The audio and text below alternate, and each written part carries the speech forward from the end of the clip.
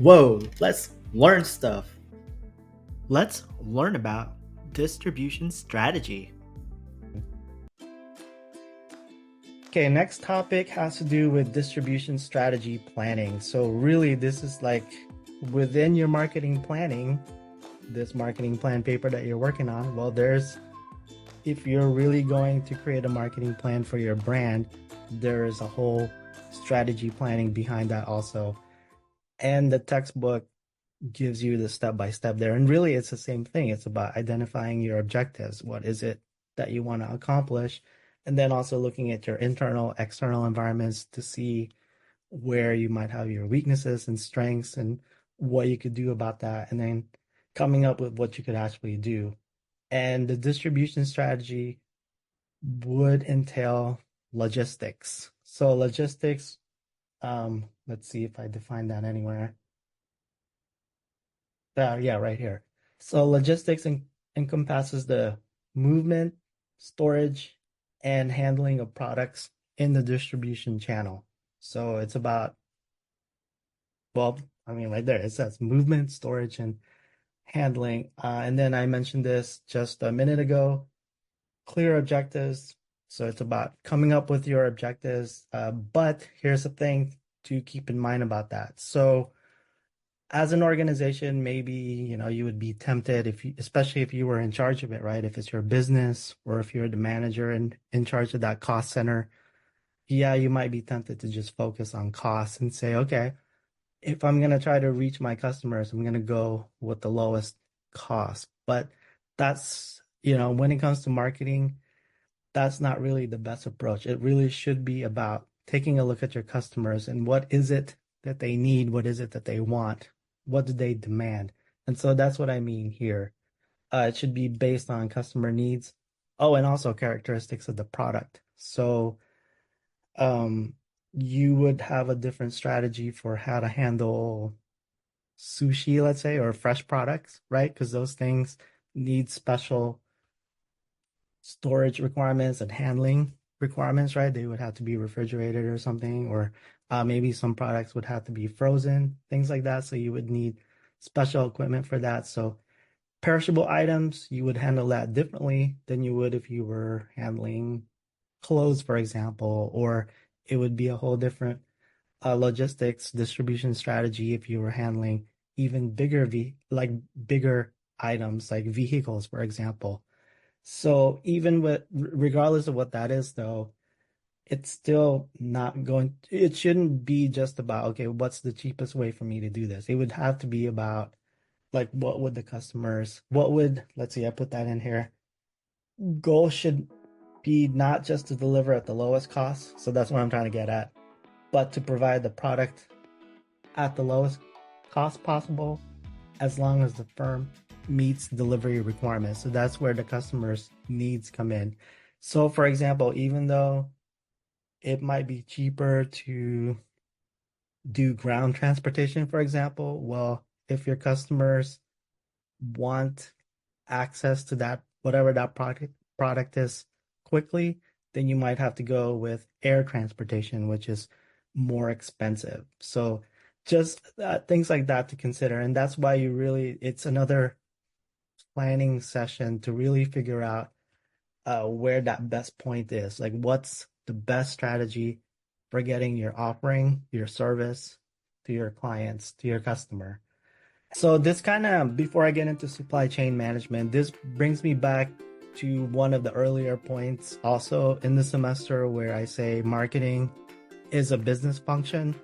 And yeah, so this is another idea there, right? Like, the logistics and supply chain management part, that's also in the domain of marketing, because if it's not done correctly, you could really be passed on by customers. Like, they might choose a different organization that could meet their need better. So that's how important like the place part of your marketing mix is. And I get into that.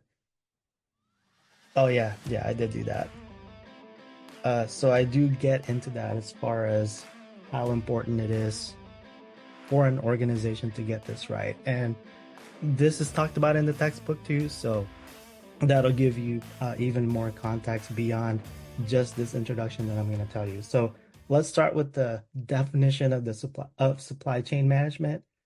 So supply chain management, up to this point in speaking about logistics and the distribution channel, I've just talked about how it's from the producer to the consumer. Well, the supply chain management goes back even further. So it's about managing the entire flow of goods and services from raw materials. So that's even before the producer, right? It's like from raw materials to the final product delivery. So that takes into consideration the entire flow there. So this is the last point I wanted to talk about tonight. Supply chain practices have the potential to enhance organizational performance and profits. And the textbook mentions how distribution or place, that part of the 4 Ps, the marketing mix, you can think of that as the final frontier when it comes to marketing strategies, and that the other Ps, so product, promotion, and product, pricing, promotion. Yeah, I went out of order, so I got kind of confused there for a second. So the other parts of the marketing mix, it's been so overdone. People are so used to it that, it's really not that effective anymore, or not as effective as they used to be. So products, well, there are so many products in the market now. Just think about anything that you typically buy. There's probably lots of substitutes for that. Now, maybe you're not going to switch, right? Because there's a whole other marketing aspect in play that we've talked about, right? Like you're connected to that brand, or you perceive that to be the best thing out there for solving whatever it is that product offering is providing for you. But in reality, there's a lot of substitutes for everything that we buy out there. So lots of products, right? Especially with internet shopping, right? We could find just about anything out there. And then when it comes to pricing, well, same thing there. There's always going to be somebody, whatever product it is you're looking for, there's probably going to be somebody who could offer it at the best price for you, lowest price, if you will. And then the promotions part, well, I've talked about this before. We make thousands of decisions every day, right? Like 35,000 or something like that. And we also get bombarded by thousands of marketing messages, whether that's advertising, or if you're driving, you see billboards, or if you're listening to music, you might hear another marketing message there. So yeah, we're just bombarded. And then you get on the internet, you get on your social media feed, and you get even more advertisements there. So that's become kind of a thing where we've learned to tune that out. Unless, of course, you come up with the correct message to the correct person at the right time, then yeah, they might pay attention to that ad because, well, what you had to say is useful or interesting to them at that time.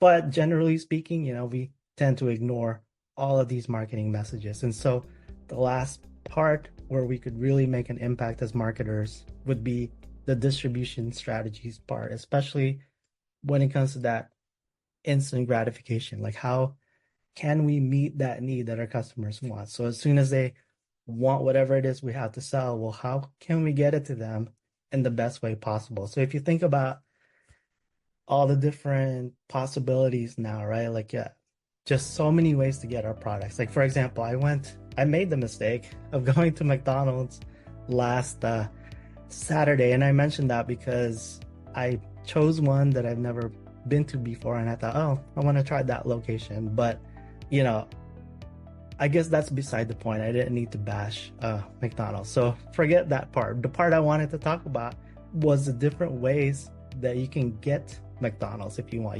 You could still go in, right?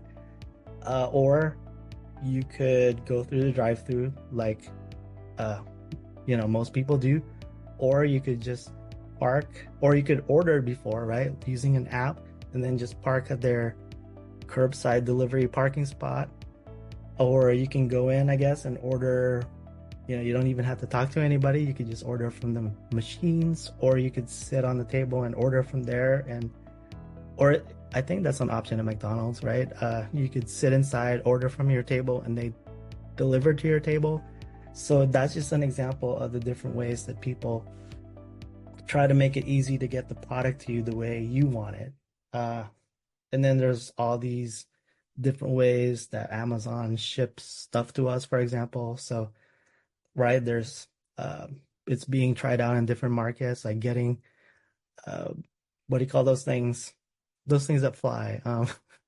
I can I'm fried. I'm sorry. It's Monday. Let's see. Those things. Oh, those things that fly to Drone? deliver. Drones, there you go. Thank you. That was so hard, right? But yeah, right, it's being tried out in different markets. So imagine you think, "Oh, I think I want this book delivered," or whatever product it is. You order it, and then next thing you know, you go outside and here's this drone delivering that to you, right? So there's a lot of different possibilities there. And then I know there's also talk about, okay, what about with 3D printers, for example, right? Like what if um we could just order stuff that way also. So lots of different things to think about as being the final frontier of marketing, something that could be really impactful. All right, so that's what I have for distribution strategies.